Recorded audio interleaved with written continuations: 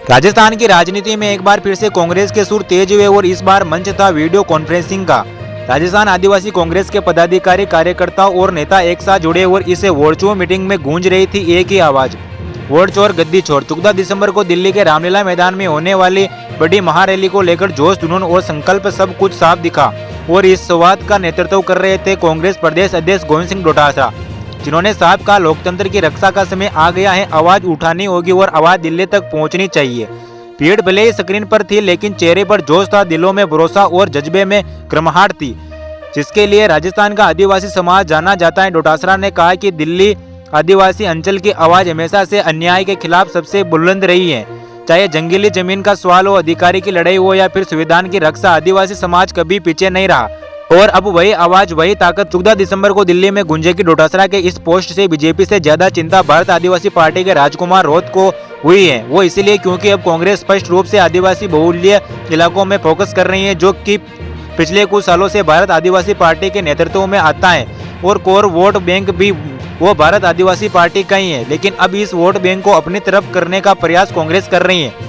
आपको जानकारी दे दें कि कांग्रेस 14 दिसंबर की इस रैली को सिर्फ एक शक्ति प्रदर्शन नहीं बता रही, बल्कि लोकतंत्र की सुरक्षा का एक बड़ा आंदोलन मान रही है और यही बात वीडियो कॉन्फ्रेंसिंग में बार बार दोहराई गई। राजस्थान के हर जिले, बांसवाड़ा, डूंगरपुर, उदयपुर, प्रतापगढ़, सिरोही और कोटा बूंदी के आदिवासी ब्लॉकों से जुड़ी लोगों ने एक आवाज में कहा कि दिल्ली चलने के लिए तैयार हैं।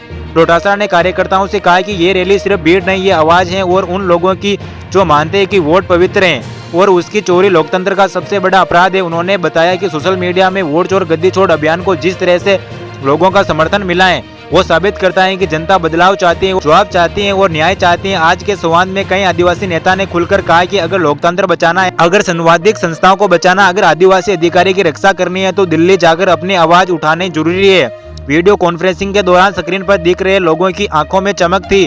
कुछ युवा थे, कुछ अनुभवी कार्यकर्ता, कुछ महिला अपनी परंपरागत वेशभूषा में थी। कई कार्यकर्ता ने कहा कि वो पहली बार इतनी बड़ी रैली में शामिल होने जा रही हैं और उन्हें गर्व है कि वो लोकतंत्र की लड़ाई में अपनी भूमिका निभाए। राजस्थान में कांग्रेस लगातार भाजपा सरकार पर हमले कर रही है। कांग्रेस का आरोप है कि सरकार चुनावों में धांधली करने के लोकतंत्र को कमजोर कर रही है और संवैधानिक संस्था का दुरुपयोग बढ़ता जा रहा है। डोटासरा ने कहा कि ये लड़ाई किसी पार्टी की नहीं, ये लड़ाई वोट चोर की पवित्रता की है। उन्होंने राजस्थान के कार्यकर्ताओं की तरफ करते हुए कहा कि आप लोगों की एकजुटता ही हमारी ताकत है। 14 दिसंबर को दिल्ली दुनिया को बताएगी कि राजस्थान का आदिवासी समाज चुप नहीं बैठने वाला। 14 दिसंबर को दिल्ली तैयार है, रामलीला मैदान तैयार है और राजस्थान का आदिवासी समाज भी तैयार है अपनी आवाज, अपने अधिकार और अपने वोट की रक्षा के लिए, क्योंकि अब अन्याय बढ़ता है तो आवाज उठानी पड़ती है और इस बार वह आवाज राजस्थान के चक्कर दिल्ली तक गूंजेगी। जो तमाम दावे कांग्रेस कर रही है, अब देखना होगा कि ये रैली कितनी सफल हो पाती है।